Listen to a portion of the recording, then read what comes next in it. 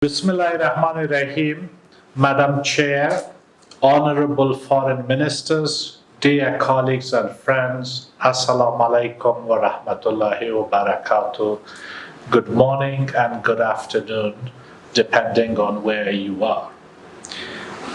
Please allow me to extend my heartfelt gratitude to every one of you for taking the time and participating in today's crucial C5 plus Afghanistan plus UN meeting, hosted jointly by Afghanistan, our friend Turkmenistan, and the United Nations Regional Center for Preventive Diplomacy in Central Asia.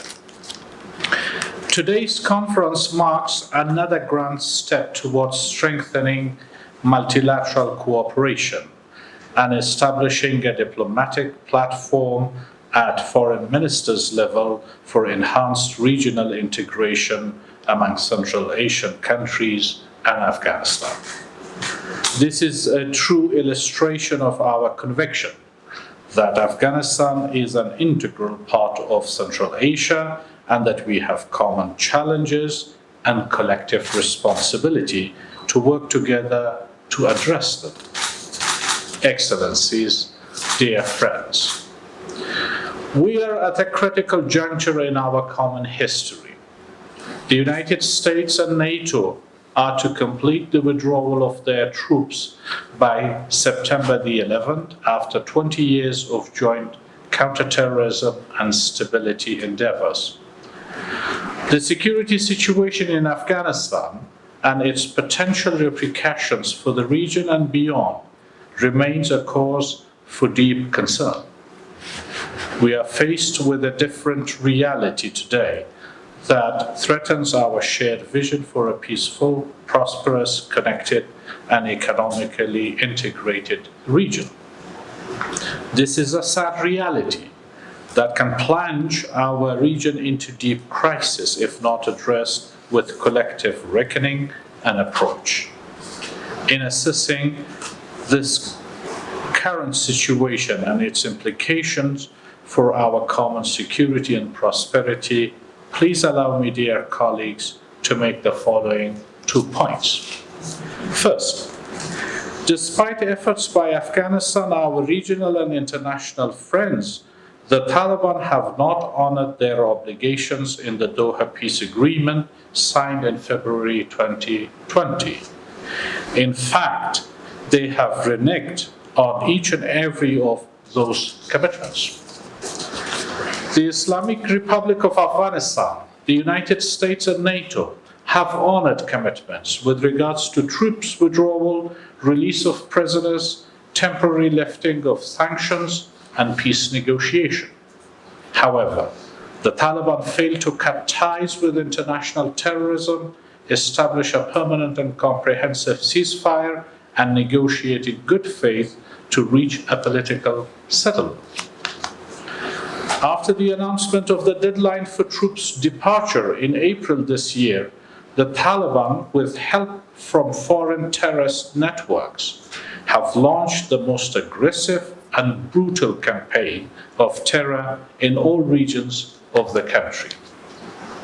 This has unfortunately resulted in massive humanitarian consequences and violations of human rights and international humanitarian law, including the killing of over 3,500 people, displacement of over 200,000 people, undermining governance, security, law and order in over 100 districts, disrupting trade and transit with some of our neighbors.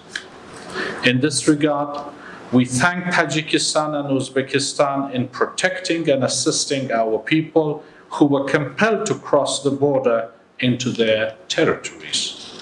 We have already started to return our people back home. Second, this campaign of terror by the Taliban and their foreign allies is posing a direct threat not only to Afghanistan, but also to our neighbors, the region, and beyond. The Taliban once again demonstrated their intention and close collaboration with foreign terrorist networks such as Al-Qaeda, ETIM, IMU, Jindullah, Ansarullah, Lashkar-e-Taiba, and TTP. In all our regions, the Taliban campaign is assisted militarily by these networks, and they intend not to stop within Afghanistan's borders. Even if the Taliban claim to have a political design just for Afghanistan, by hosting and assisting transnational terrorist networks and maintaining a symbiotic relationship with them, they are posing a threat to the entire region and the global community. Excellencies, dear colleagues, now that despite all of our joint peace and stability efforts, we are faced by a common threat by the Taliban and their associated foreign allies. It is our collective responsibility to work jointly for our common security and prosperity. To succeed in achieving our shared goals, we propose the following measures for our regional cooperation. First, on security front, it is absolutely important that we build strong regional position on condemning the recent surge in violence and on cutting the Taliban support and supply lines. Our region and the international community have ample knowledge and evidence with regard to sanctuaries and support and supply lines of Taliban and their foreign associates. Second, with full support from Afghan government and people, the Afghan National Defense and Security Forces will continue to fight and keep the line of defense for Afghanistan, our region, and global community against international terrorism. We will reinvest in the morale, capabilities, combat readiness, and leadership of our forces to not only defend our territories and borders, but also regain the lost districts. For our common defense, we need to work together as a regional community to strengthen the air capabilities of the Afghan forces by provision of new helicopters and maintenance of our existing fleet. Similarly, we need to work on addressing the weapons and equipment shortages of our security forces. Our government will surely be ready to cover the costs where assistance may not be available in this regard.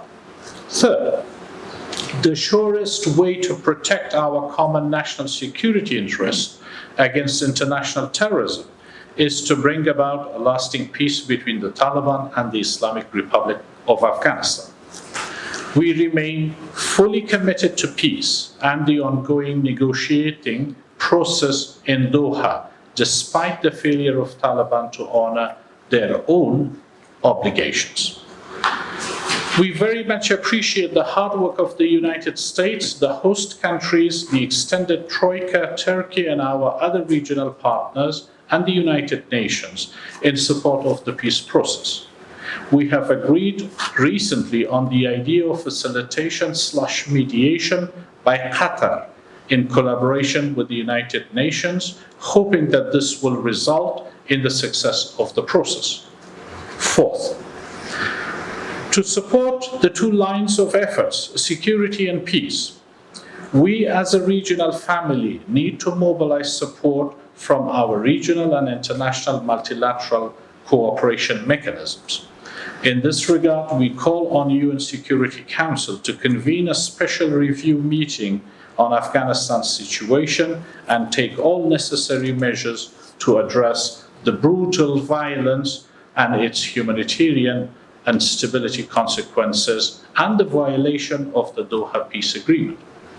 In this respect, the establishment of a monitoring mechanism for the full implementation of UN Security Council Resolution 2513 will be crucial to our success in both security and peace efforts. Also, our region is looking forward to greater involvement and response from the Shanghai Cooperation Organization on both security and peace imperatives. In this respect, we are looking forward to the Shanghai Cooperation Contact Group Foreign Ministerial meeting to shape our cooperation and response to the developing situation. The meeting is to be held in Dushanbe later this month.